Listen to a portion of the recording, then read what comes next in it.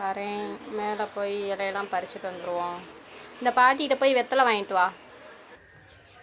ஆடியில் போய் தூதுவளை, பொம்மையில, துளசி அதெல்லாம் பறிச்சுட்டு வந்துடலாம். ஃபுல்லாக இருக்கும், பார்த்து பறிக்கணும்.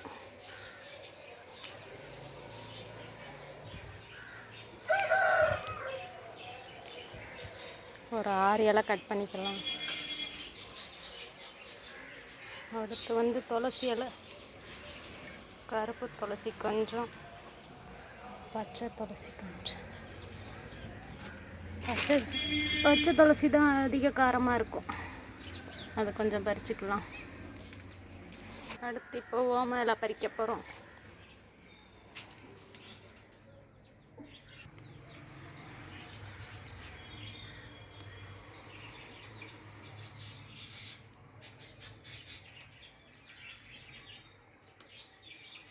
மேலே பறிக்க வெத்தலை மட்டும் நம்ம வீட்டில் இல்லை, இந்த எய்த்தாப்பில் அந்த பாட்டிகிட்ட வாங்கிட்டு வர சொல்லியிருக்கேன். வரவும் கஷாயம் ரெடி பண்ணலாம். வெத்தலை வாங்கிட்டு வந்துட்டேன். இப்போ வாங்க கஷாயம் எப்படி செய்யலாம் பார்ப்போம். தண்ணி ஊற்றி வாஷ் பண்ணிக்கலாம். ஃபஸ்ட்டு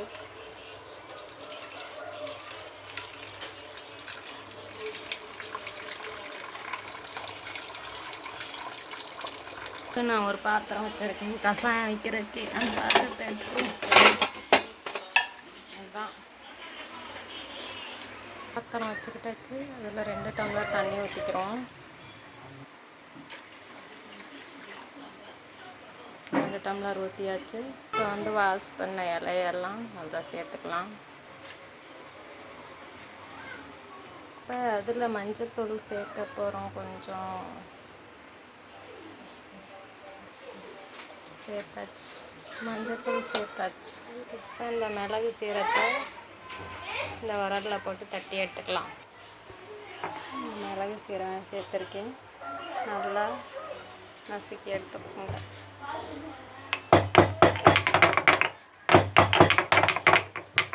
அவ்வளோதான், மிளகு சீரகம் தட்டி எடுத்தாச்சு. அதை அதில் சேர்த்துருவோம். சேர்த்தாச்சு. இஞ்சி துண்டு 1 ஒரு சின்ன பீஸ் எடுத்து தட்டி அதில் சேர்த்துக்கலாம். இஞ்சி தட்டி எடுத்தாச்சு. இப்போ அதில் சேர்த்துறோம். நல்லா கொதிக்கட்டும். இந்த மாதிரி நல்லா கொதிக்க விட்டு தண்ணி கலரே மாறிடும்.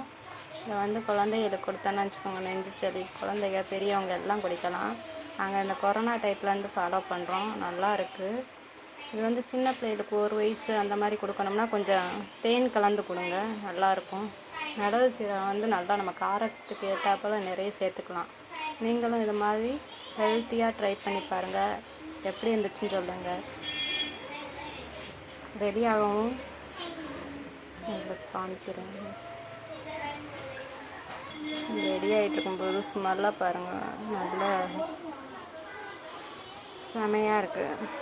நீங்களும் இதை மாதிரி ட்ரை பண்ணுங்கள். எடுத்தோடனே மாத்திரை மருந்துன்ட்டு போகாமல் இது மாதிரி வீட்டில் செஞ்சு சாப்பிடுங்க, சரியாகும். வீட்டிலே செஞ்சு சாப்பிடுங்க.